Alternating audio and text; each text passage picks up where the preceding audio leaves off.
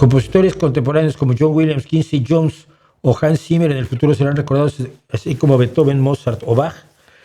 No sé si Quincy Jones o Hans Zimmer.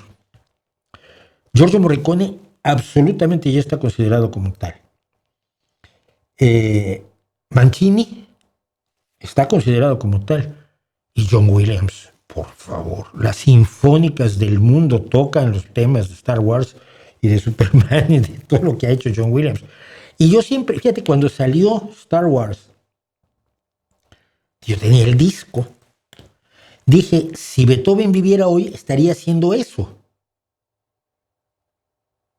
Estaría haciendo exactamente eso, música para películas, música de gran nivel para películas. La música de John Williams es absolutamente espectacular, ¿no?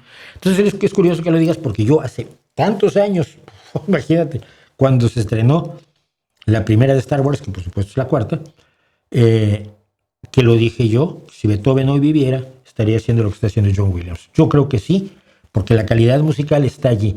No ubico a Hans Zimmer, creo que debe ser alguno muy bueno. Y Quincy Jones, lo siento más como productor, igual me equivoco, ¿eh?